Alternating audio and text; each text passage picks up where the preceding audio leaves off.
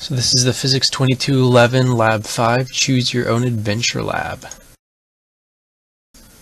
So this lab is the Choose Your Own Adventure Lab, so I chose to do a projectile motion lab and combine it with an energy principle. So first I'll analyze the motion of a volleyball tossed in an arc with tracker, then I'll make a model which replicates the motion in VIDLE and compare the two. Then I'll use the data I get to find out how much energy is imparted onto the ball when it is thrown. Finally, I'll see how many times I'd have to throw the ball in order to burn off the calories gained by a large Chick-fil-A chocolate milkshake. Then I'll discuss sources of error and come to a conclusion. And I concluded that the model was relatively good at predicting the actual motion. And in regards to the milkshake, it would take about 140,000 throws in order to burn off the calories.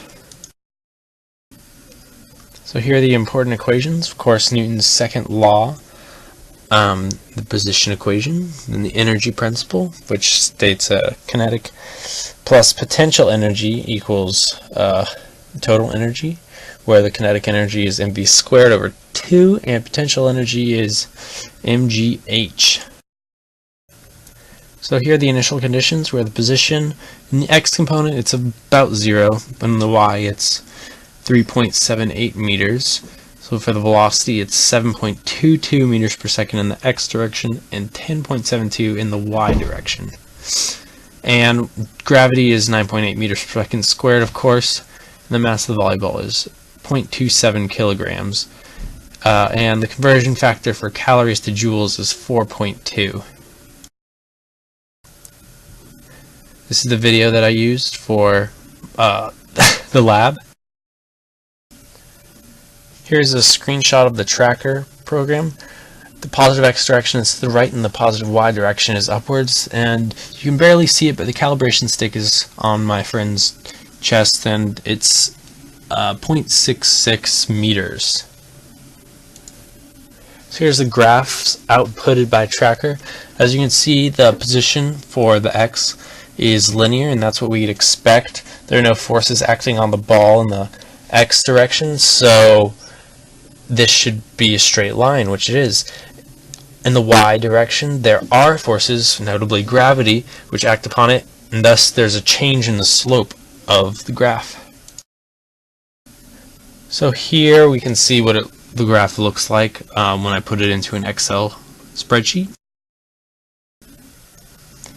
Here on the left is a visualization created by the model, and in the upper right is the graph created, and if you notice it looks very similar to what the other graph looked like. So we'll put them side by side,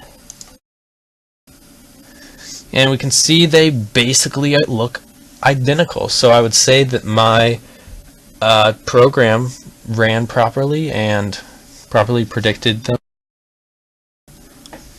So how much energy does the ball actually have? Well, because there's no force acting on the ball in the x direction, the velocity in that component remains constant at 7.22 meters per second. That means that the kinetic energy is 7.04 joules. At its maximum height, the ball is 5.947 meters above the ground.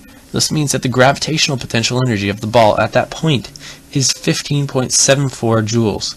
So the total energy, assuming that there are no other forms of energy present, is 21.68 joules.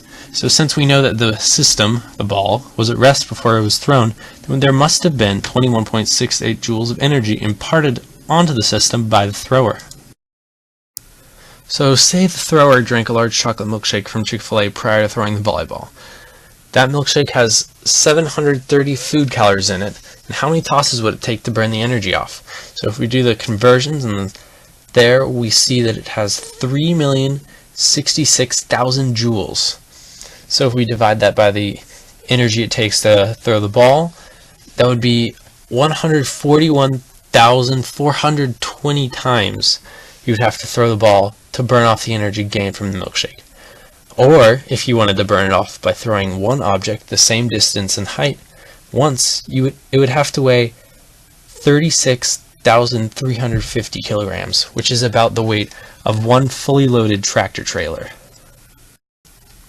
So possible sources of error include calculation errors when calculating by hand, the center of the mass of the volleyball was hard to discern in Tracker. There was a bit of a shaky camera when filming, and there could be slight errors in the code. But in conclusion, the volleyball had 21.68 joules of energy during its motion, which was imparted upon it by the thrower. If this was the only action the thrower did, then it would take 141,420 throws to burn off the energy gained by a large chocolate Chick-fil-A milkshake. Thank you for watching.